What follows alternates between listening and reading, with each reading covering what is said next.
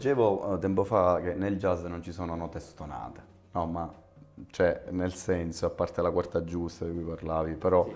come in realtà tutto può essere preso di passaggio, l'importante è sapere dove fermarsi, no? Dove far Sì, cadere, dove aprire e chiudere una ci sono, frase. succedono diverse cose perché è anche vero che i jazzisti fanno una marea di errori, perché comunque non è sempre, questo vale per tutti i musicisti anche i più grandi, non è che quando che tu pensi tutte le frasi che devi fare, a volte ti muovi anche a tecnica, perciò suoni a tecnica e a volte non ti escono le note che vorresti.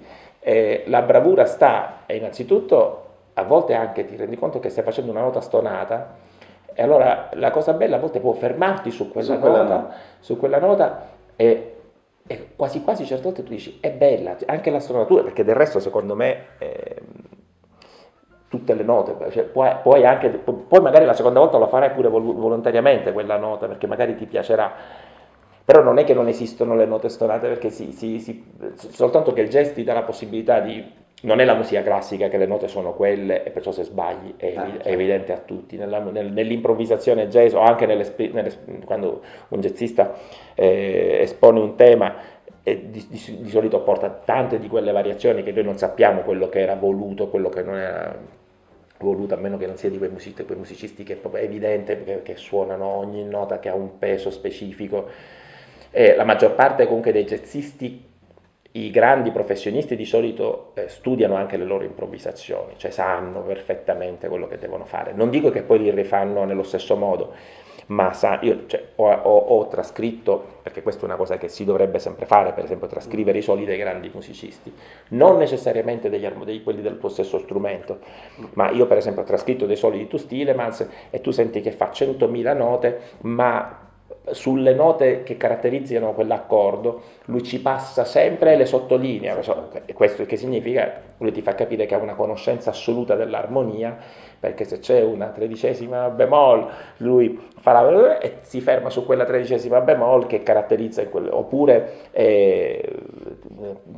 passa e si ferma su una nota che richiama il tema nel momento giusto, e questo però a volte non ti riesce, anche ai grandi musicisti a volte questa cosa non riesce, perciò gli errori li fanno e di solito i musicisti se ne rendono conto, però come diceva Beethoven non è grave eseguire una nota sbagliata, ma eseguire una nota senza sentimento, lo diceva Beethoven, perciò la nota sbagliata ce ne possiamo anche fregare. Io ho tanti dischi di grandissimi musicisti dove ci sono degli errori evidenti, proprio, cioè di quelli che non c'è discussione, ho visto batteristi fantastici squadrare, Tu Stilemans anche non riuscire a seguire un tema in un live bellissimo, proprio che si inceppa, che si ferma, però poi, ma loro se ne fregano perché comunque non è appunto questa la cosa grave, poi magari poi fanno dei soli meravigliosi, la nota sbagliata, chi se ne importa, il suo disco di Sinatra dove sbaglia il testo e si corregge mentre canta e non è voluto come nei live che lo faceva apposta,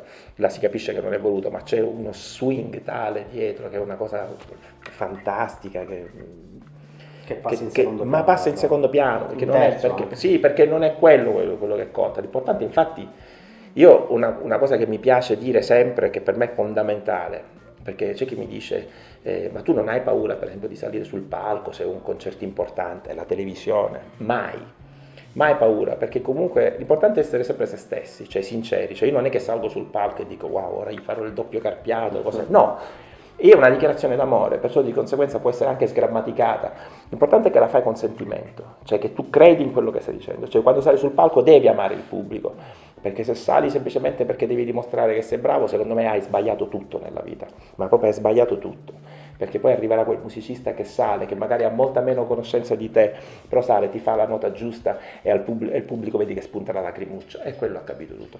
E vorrei aggiungere un'altra cosa che mi è capitata, a me è capitato un periodo della mia vita in cui ero veramente spento e mentre suonavo pensavo domani devo comprare i limoni, no, le arance pure, cioè, in concerto, no?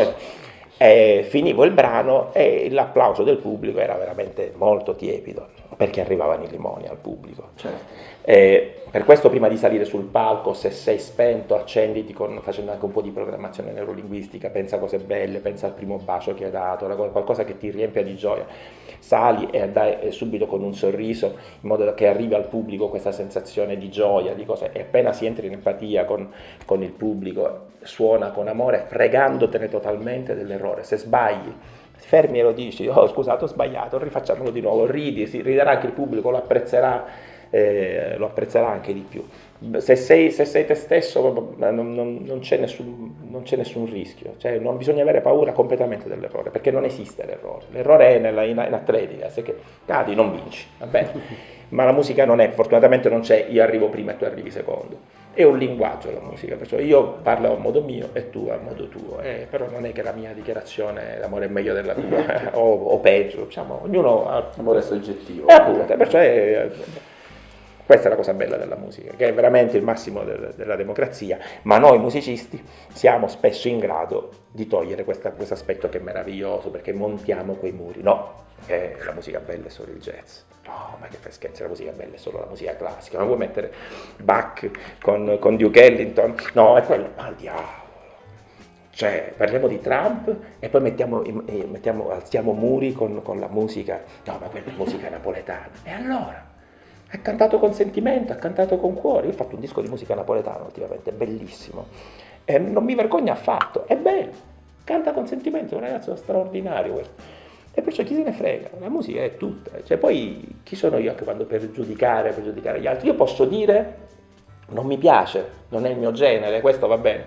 Però la musica è tutta per me, senza faccio barriere mai, contrarissimo. Siete d'accordo? D'accordissimo. Se no me ne vado, metto barriere. D'accordissimo.